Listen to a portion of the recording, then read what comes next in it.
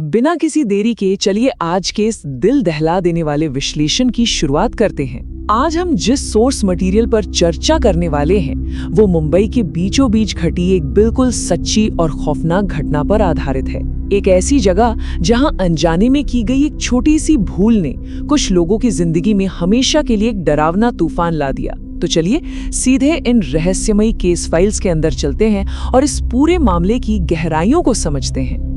हमारे आज के सोर्स मटेरियल की जो सबसे बड़ी चेतावनी है वो इसी एक लाइन में छिपी है। खुद इतिहास बनने से पहले जगह का इतिहास जान लें। हम अक्सर बड़े शहरों में किसी नई जगह की चमक दमक देखकर वहां चले जाते हैं, है ना? लेकिन उन पुरानी दीवारों के पीछे असल में क्या इतिहास छिपा है, इस पर कभी ध्यान नहीं देते। और जैसा कि हम आगे देखेंगे, यही लापरवाही इस कहानी में एक बहुत भयानक सच बनकर सामने आती है। भाग 1, शुरुआत। कुर्ला में नया ऑफिस। कहानी कुछ यूं शुरू होती है कि अंधेरी की एक बहुत ही सफल डिजिटल मार्केटिंग एजेंसी के मालिक जय और सुभाष ने अपने बिजनेस को और बड़ा करने का फैसला किया। इसके लिए उन्होंने कुर्ला में एक विशाल 2 मंजिला जगह किराए पर ली। अब यहाँ समझने वाली बात यह है कि उनका सेटअप कैसा था। तय ये हुआ कि फर्स्ट फ्लोर पर डायरेक्टर्स का केबिन होगा और ग्राउंड फ्लोर पर बाकी स्टाफ काम करेगा।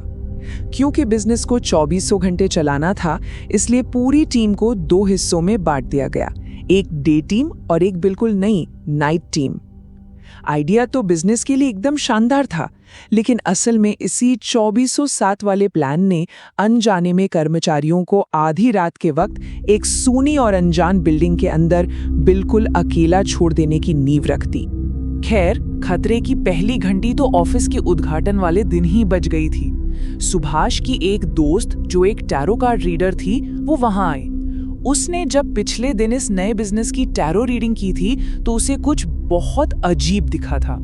उसने सुभाष से साफ कहा कि इस नए कॉन्ट्रैक्ट में सिर्फ 2 लोग नहीं बल्कि 3 एंटिटीज, मतलब 3 लोग शामिल हैं। लेकिन सुभाष ने क्या किया, उसने इस बात को पूरी तरह से हवा में उड़ा दिया और इसे एक मजाक समझकर जय को बताना भी जरूरी नहीं समझा। भाग 2, बढ़ती हुई अजीब घटनाएं। और सच मानिए, यहीं से हालात बिगड़ना शुरू हुए। जैसे ही नाइट शिफ्ट का काम आधिकारिक तौर पर शुरू हुआ, उस बिल्डिंग में ऐसी चीजें होने लगी जिनका विज्ञान या तर्क से कोई लेना देना नहीं था।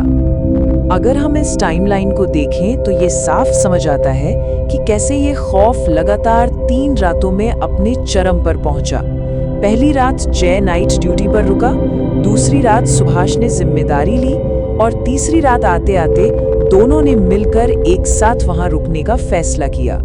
चलिए एक एक करके देखते हैं कि आखिर इन रातों में हुआ क्या था। पहली रात जय फर्स्ट फ्लोर पर अपने केबिन में बैठा था और ग्राउंड फ्लोर पर नया नाइट स्टाफ सलमान काम कर रहा था। तभी अचानक जय को वुडन कार्पेट पर किसी के तेजी से दौड़ने की आवाज आई। उसने दरवाजे के नीचे से एक काली परछाई भी देखी, लेकिन जब उसने झटके से दरवाजा खोला तो बाहर कोई नहीं था, बिल्कुल सन्नाटा।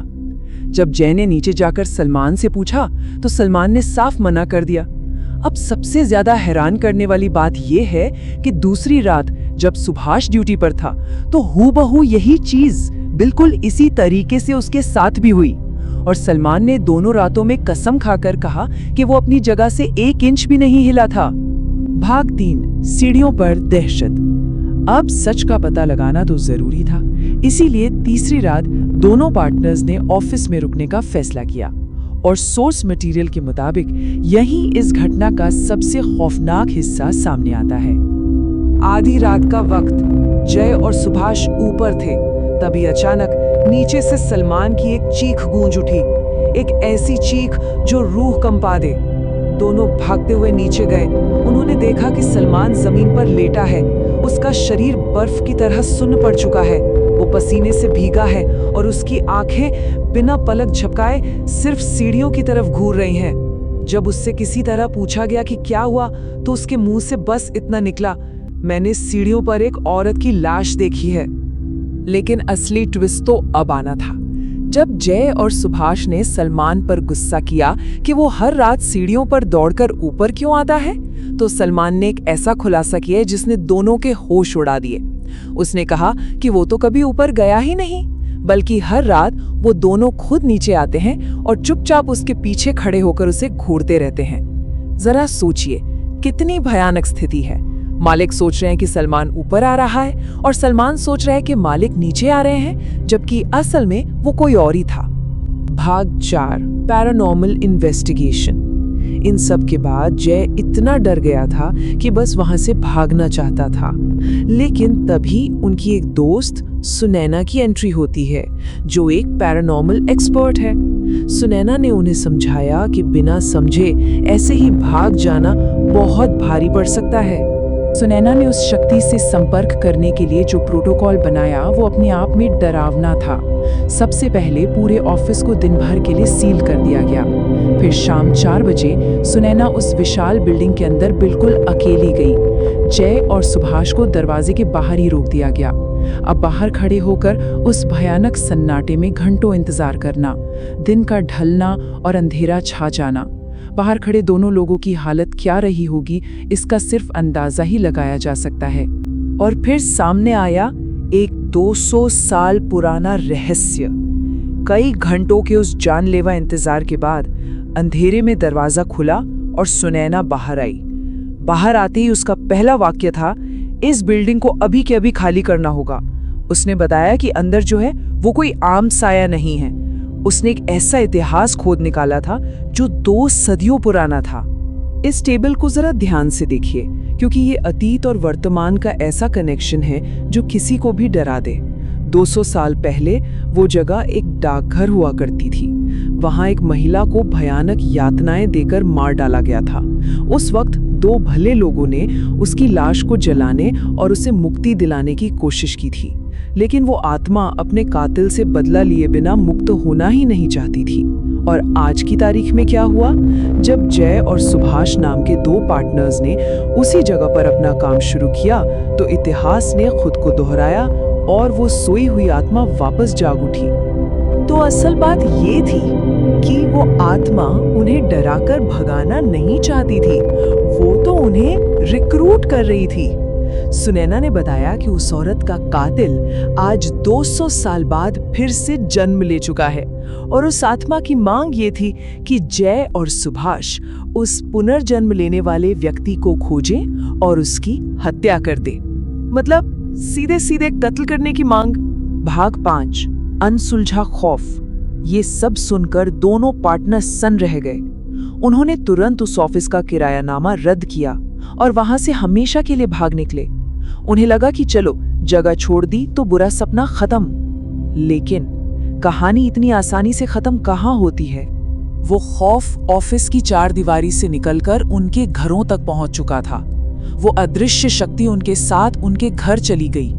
जय की पत्नी अचानक बिना किसी कारण के घंटों रोने लगती थी और रात को सोते समय उनकी पत्नियों को महसूस होता था कि कोई काली परछाई वाली औरत उनके बिस्तरों पर उनके साथ सो रही है। ये इस बात का एकदम स्पष्ट प्रमाण था कि बिना इतिहास जानी किसी जगह से जुड़ना जीवन भर के लिए एक साया पीछे छोड़ सकता है। अब हालात बेकाबू थे। सुनैना ने उन्हें बताया कि अब उनके पास सिर्फ 3 ही रास्ते बचे हैं। पहला, आत्मा की बात मानकर उस अनजान व्यक्ति का कत्ल कर दें। दूसरा, जिंदगी भर इस भयानक मानसिक यातना और खौफ को सहते रहें। और तीसरा, जो शायद सबसे डरावना था, वापस उसी श्रापित कुर्ला ऑफिस में लौटे और उस शक्ति को शांत करने के लिए एक बेहद खतरनाक तांत्रिक पूजा करें। हमारी सोर्स मटेरियल ने इस कहानी को इसी ओपन एंडिंग पर लाकर छोड़ दिया है। जय और सुभाष ने आखिरकार कौन सा रास्ता चुना? क्या उन्होंने वापस जाकर वो खतरनाक पूजा की, या वो आज भी उसी खौफ के साए में जी रहे हैं? ये कोई नहीं जानता। लेकिन ये पूरा विश्लेषण हमें उसी मूल चेतावनी पर वापस ले जाता है। किसी भी नई जगह को अपना बनाने से पहले उसका इतिहास जरूर जान लेना चाहिए, क्योंकि कई बार इतिहास सिर्फ किताबों में दफन नहीं होता, वो हमारे आसपास साया बनकर मंडरा रहा होता है। आज के इस विश्लेषण में साथ जुड़ने के लिए धन्यवाद। सीखते रहिए और सुरक्षित रहिए।